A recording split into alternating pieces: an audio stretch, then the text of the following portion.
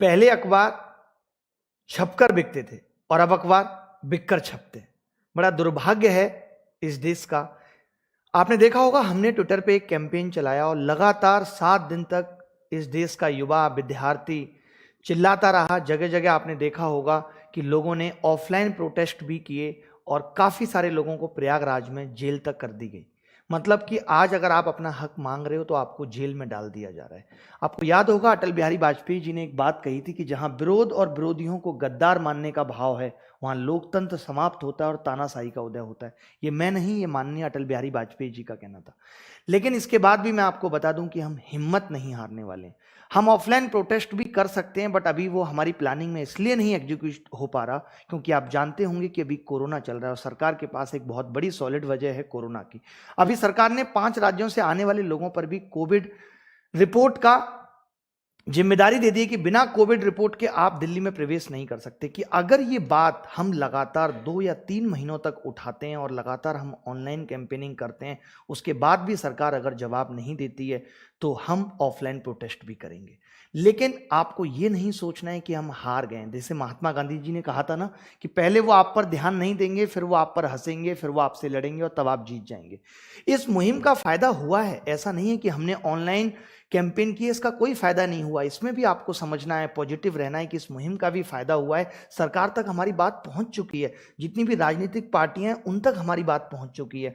पर देश के दुर्भाग्य की बात यह है कि जब देश का युवा बेरोजगार यहां चिल्ला चिल्ला करके बेरोजगारी के खिलाफ आवाज कर रहा है और देश के गृह मंत्री दूसरे राज्यों में जाकर के 75% बेरोजगार की दर को 40% करने का वादा कर रहे हैं। कमाल की बात है कि जहां लोग जॉब मांग रहे हैं, थोड़ी बहुत जॉब मांग रहे हैं, थोड़ी बहुत वैकेंसी बढ़ाने के लिए प्रेशर बना रहे हैं, वहां हमारे देश के गृह मंत्री साहब 75% से 40% की बेरोजगारी दर को कम करने पे लगे हुए हैं। आपने देखा होगा कि मोदी जी ने भी कल मन की बात में कितना सुंदर कहा, कितनी सुंदर बात उन्होंने कही कि मेरी एक कमी ये रही है कि मैं दुनिया की सबसे प्राचीन भाषा तमिल सीखने के लिए बहुत प्रयास नहीं कर पाया। मैं तमिल नहीं सीख पाया क्योंकि अब तमिलनाडु में चुनाव आने वाले हैं।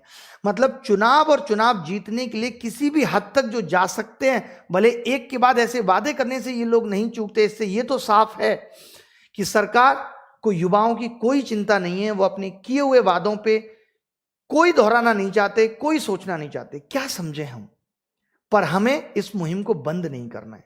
मैं लगातार आपको जिंदा रख रहा हूं इस मुहिम में।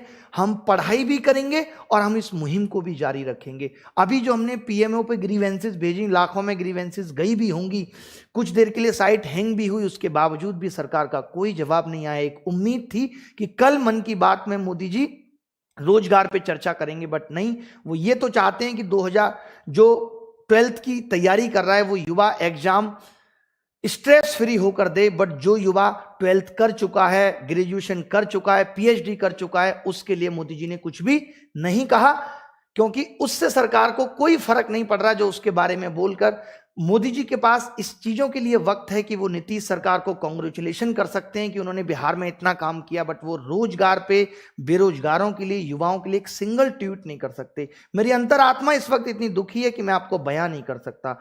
इतनी ज्यादा हार और निराशा जीवन में कभी नहीं महसूस हुई थी कि हम एक सरकार से नौकरी के लिए परेशानियों को गिनवा गिनवा के ये गुहार कर रहे हैं कि सरकार उस पर 2 शब्द कहे। आज देश का युवा मात्र इतना भूखा है कि मोदी जी एक ट्वीट करके कह दें कि तुम्हारे बारे में भी मैं सोच रहा हूं, उससे ही शायद लाखों लोगों के चेहरे पे मुस्कान आ सकती है। बट इतनी ज्यादा बेकदरी उन युवाओं की, उन पढ़े लिखे लोगों की सोचा नहीं था कभी इस देश के अंदर होगी।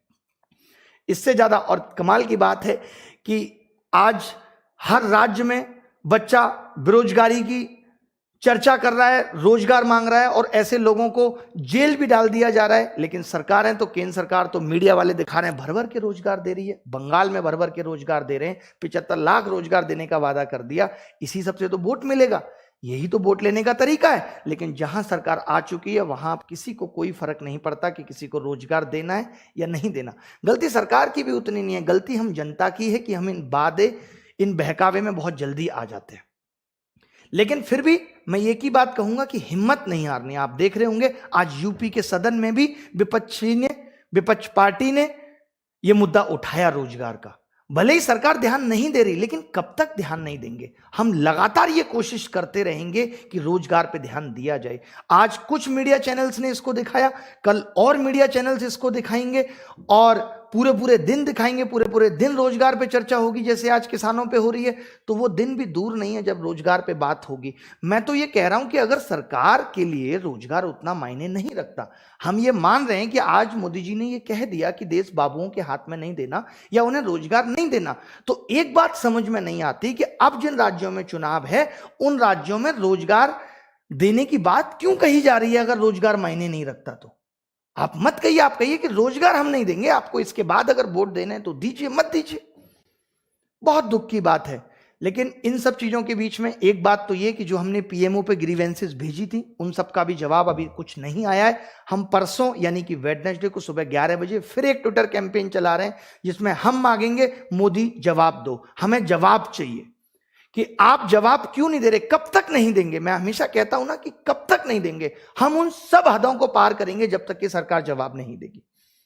लेकिन इन सब के बीच में क्या पता कल कोई ऐसा हो कि नोटिफिकेशन आ जाए, वैकेंसी बढ़ जाए, होप फॉर द बेस्ट, तो तैयारी और पढ़ाई भी जारी रहनी चाहिए। तो कल से हम क्लासेस भी रिज्यूम कर देंगे, सारी क्लासेस ऑन टाइम होंगी। जो भी बैच चल रहे थे वो यूट्यूब पे जो भी फ्री क्लासेस चल रही थी वो सब भी रिज्यूम हो जाएंगी। बहुत सारे बच्चे इससे भी घबराए हुए हैं कि हमारी पढ़ाई नहीं हो पा रही, तो डरना नहीं है, कोई बात नहीं, थोड़ा बहुत वक्त ऐसा आता है, बट ये लड़ाई लंबी है, जारी रखनी पड़ेगी, हिम्मत नहीं हारनी है।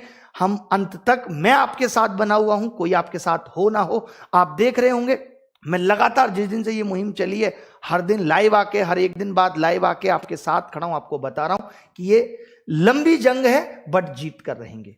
आज मैं लोगों से बात करता हूं, आप देख रहे होंगे कि कितने ज्यादा लोग परेशान हो रहे हैं, डिप्रेस हो रहे हैं, बट नहीं होना। मैं क्या कहता हूं कि वक्त जैसा भी है गुजर जाएगा, इस वक्त को भी गुजार देंगे और अच्छा वक्त आएगा। हिम्मत नहीं हारनी, हिम्मत रखनी है। जब कोई भी नहीं हो तो अपना खंदा खुद थपथपा लेना है कि हम जीत कर रहेंगे। कोई बात नहीं, लड़ाई सरकार से है, किसी से भी है, लंबी है, छोटी है, बट हम जीत कर रहेंगे। किसी के भी खिलाफ हो, हमें डर नहीं है किसी भी बात का। तो परेशान होने की बात नहीं है, आप पढ़ाई भी करते रहिए। चाहे वो बच्चा कोई रेलवे की तैयारी कर रहा है, रेलवे का भी आलम आपको पता है कि 4 महीने से भी प्री का ही एग्जाम हो रहा है। ऐसी ऐसी वीडियो भी बाहर वायरल हो रही है जहां पे पेपर किसी और की जगह कोई और बैठ कर दे रहा है। चाहे वो मामला एसएससी का हो, चाहे बैंक का, किसी भी चीज का हो, सरकार अब किसी भी मामले में झुकने को ही तैयार नहीं है। एसएससी में बच्चे केस डालते हैं तो एसएससी ये कह देता है कि हम कोई कॉन्स्टिट्यूशनल बॉडी नहीं है जो हम 1 साल में एग्जाम कराएंगे। और बात सही भी है, एसएससी कोई कॉन्स्टिट्यूशनल बॉडी नहीं है जो इस बात की जिम्मेदारी लेगा कि, या अकाउंटेबिलिटी उसकी है कि उसको 1 साल में एग्जाम कराना ही कराना है। तो इस बात की टेंशन नहीं लेनी है, परेशान नहीं होना है, हंसते हंसते जंग को जीतेंगे। इतनी बड़ी बड़ी जंग जीत गए लोग, ये तो बहुत छोटी जंग है। एग्जाम्स में रिफॉर्म्स की बात, एग्जाम्स में चाहे वेटिंग लिस्ट की बात हो, एज रिकॉग्निंग इशू हो, कोई भी इशू हो, एग्जाम फेयर कराने की बात हो, एग्जाम में करप्शन खत्म करने की बात हो, इन सब पे लड़ाई सरकार से जारी रहेगी अंत समय तक। जब तक ये सांसें जिंदा हैं, जब तक इस शरीर में जान है, तब तक हम लड़ते रहेंगे। परेशान नहीं होना, घबराना नहीं है, पढ़ाई को छोड़ना नहीं है, अपने लक्ष्य से, अपने उद्देश्य से भटकना भी नहीं है। उसी मार्ग में, सत्य के पथ पे चलते हुए अच्छे तरीके से हम सरकार से ये लड़ाई लड़ते रहेंगे। हम चाहते तो अभी भी ऑफलाइन प्रोटेस्ट बहुत बड़ा खड़ा कर सकते थे, बट अभी हम जानते हैं सरकार के ऊपर ये भी प्रेशर है कि अभी और भी आंदोलन चल रहे हैं। तो हमें अभी ऐसा नहीं लगा कि सरकार हमारी बात को नहीं सुनेगी। सुनेगी, क्यों नहीं सुनेगी? अभी मनसा नहीं है, आज नहीं है, कल नहीं है, लेकिन अगर लड़ते रहेंगे, ऑनलाइन तरीके से अपनी बात को पहुंचाते रहेंगे। आपने देखा ही होगा कल मन की बात को लोगों ने स्पेशली जा जाके डिसलाइक किया है। ऐसी कोई मन की बात नहीं है किसी भी चैनल पे लोगों को अपने लाइक डिसलाइक छुपाने पड़े।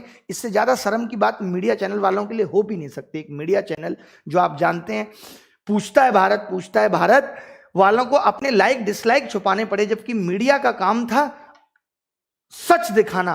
और सच को कभी लाइक और डिसलाइक की जरूरत नहीं है, सच को कभी छुपाने की जरूरत नहीं है। लाइक डिसलाइक तुम छुपा रहे हो, इससे ही पता लगता है कि तुम्हारे पास सच है ही नहीं बताने के लिए, बिक चुके हो तो। ठीक है, तो परेशान नहीं होना। 2 बातें, एक तो परसों 11 बजे हम ट्विटर कैंपेन फिर से कर रहे हैं कि जो पीएमओ पे हमने ग्रीवेंसेस डाली बहुत सही तरीके से, उसका मोदी जी जवाब दो। जवाब चाहिए आपसे। कब तक आप बचते रहोगे? और जवाब देना ही होगा। आप मुझ पे भरोसा रखिए, हम जवाब लेकर रहेंगे। बाकी ये मुहिम असफल नहीं हुई है। इसी तरीके से शुरुआत होती है जीत की। ऐसा नहीं है कि हम एक दिन आएंगे, उठेंगे, ट्विटर पे कैंपेन चलाएंगे और सब कुछ ठीक हो जाएगा। जब समस्या पुरानी है तो सही करने में भी वक्त लगेगा। तो परेशान नहीं होना, हिम्मत नहीं हारना, मुस्कुराते रहना है और इसी जज्बे के साथ लगे रहना है। पढ़ाई भी करनी है और सरकार से सवाल जवाब भी करने हैं, डरना नहीं है। ठीक है, तो आज के लिए इतना ही, फिर मुलाकात होगी अब पढ़ाई के साथ। और मैं देखूंगा पढ़ाई के, क्योंकि अभी जब तक ये ट्विटर कैंपेन चल रहा है तो हम किस तरीके से किस चैनल पे सारी videos A to Z quant की अपलोड करा के आपको दिखाते हैं, क्योंकि मैं नहीं चाहता कि किसी भी तरीके से आपके पढ़ाई में फिर से बाधा आए, तो इसके लिए आपको सूचित कर दिया जाएगा। ठीक है, धन्यवाद, thank you very much, bye bye, take care. But हम रिफॉर्म लेकर रहेंगे।